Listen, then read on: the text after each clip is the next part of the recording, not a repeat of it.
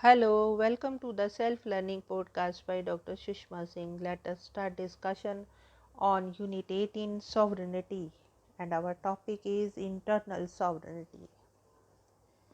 The preceding discussion on the concept of sovereignty has been largely in terms of internal sovereignty. As we saw, much of the modern political theory has been an attempt to decide the precisely where sovereignty should be located.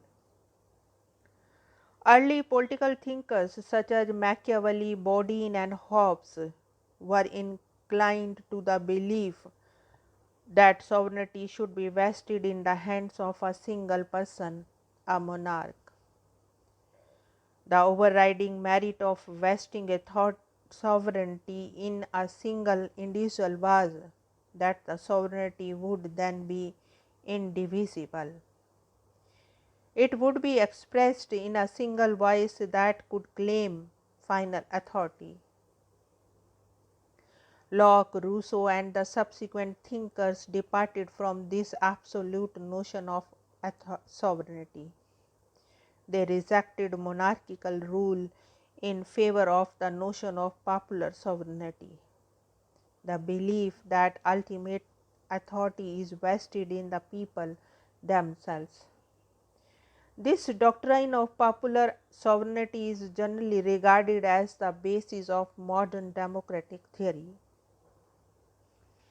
While these thinkers disagreed about who or what the ultimate authority should be, they were united in their belief that the sovereignty could be and should be located in the determinant body.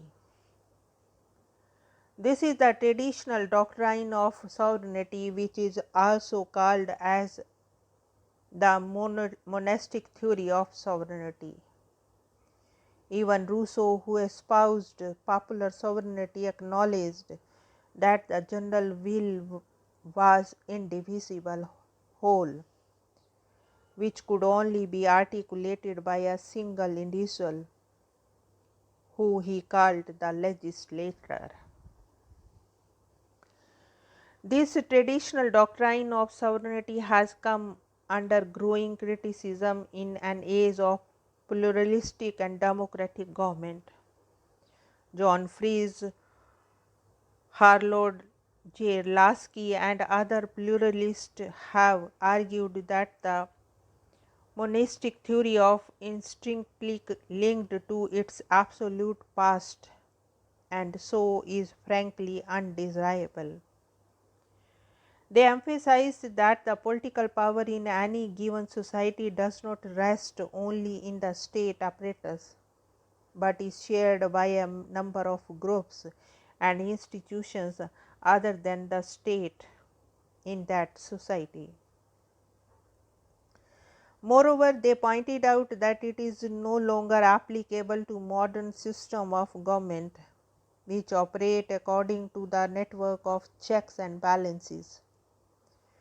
For a pluralistic liberal democratic principles are the very antithesis of sovereignty.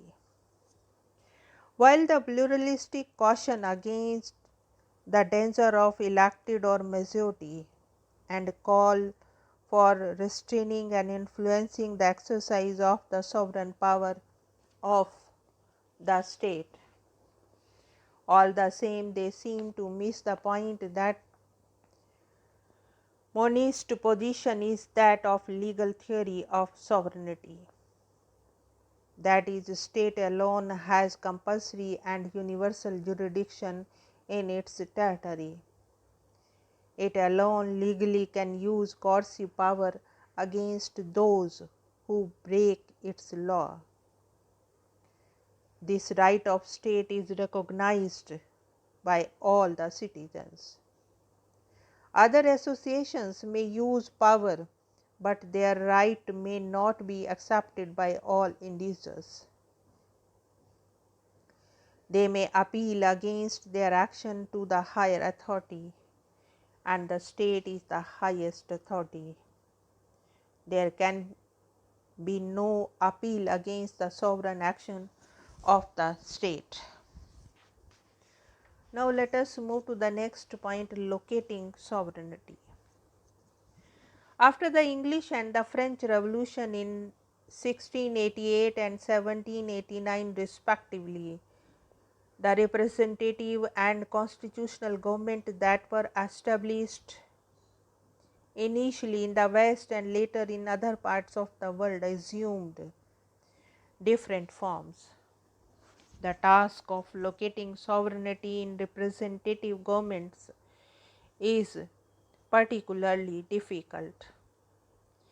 The English jurist John Austin, investigating who in the name of the people or of the state exercises sovereignty in Britain, came to the conclusion that it is neither vested in the crown nor in the people, but in the monarch in parliament. This was the supreme organ that enacted laws binding on everybody else, but that was not itself bound by the laws of and could change these laws at will. That was not self bound by the laws of and could change these laws at will. However, as we shall see later, this idea of legislative or parliamentary supremacy fitted only a particular scheme of government that prevailed in Britain in the 19th century. The idea of legislative supremacy does not fit well in federal states such as the United States, Canada, Australia, and India, where government is divided into two levels, each of which exercises a range of autonomous powers. Federalism is often said to involve a division of power between these two levels, between the center and the states or constituent units. However, in developing the notion of a shared or divided sovereignty, federalism moves the concept away from the classical belief in a single and indivisible sovereign power.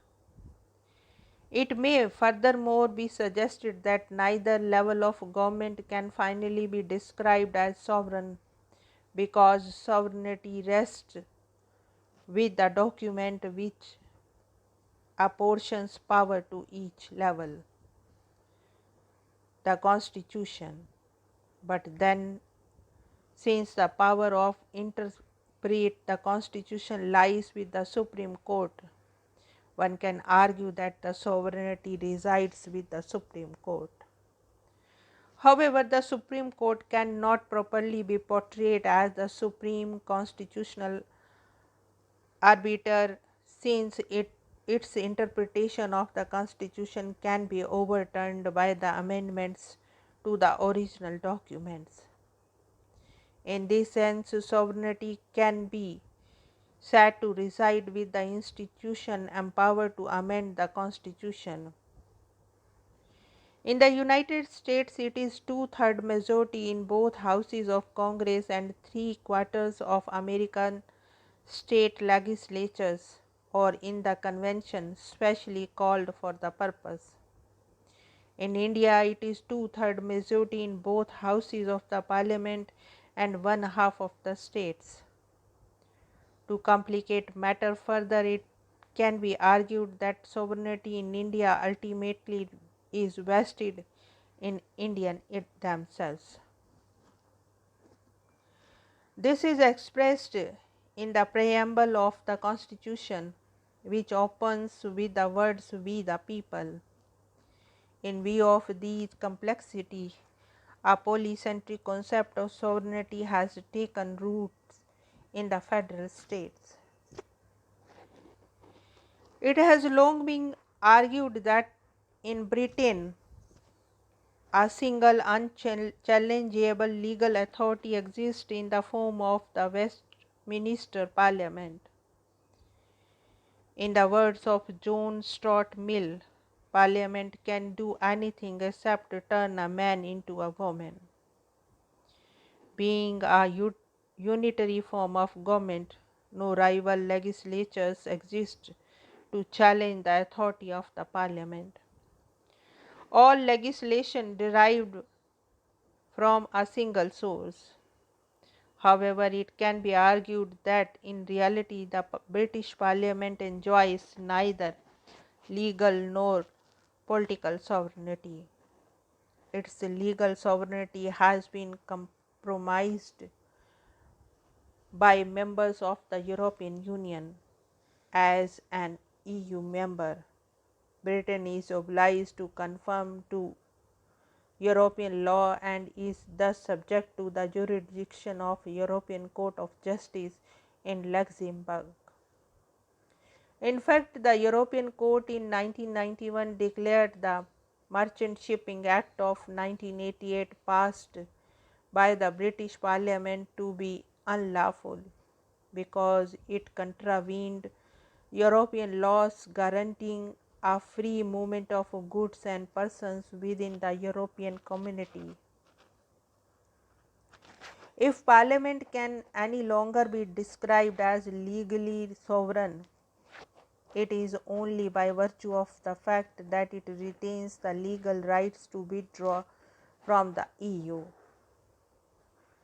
In political terms also, the Parliament has never enjoyed sovereignty in the sense of acting as it pleases. Its behavior has always been constrained by a wide range of institutions, including the electorate, organized interest, particularly those who possess financial and economic muscle, major trading partners, organizations, international treaties, and so forth.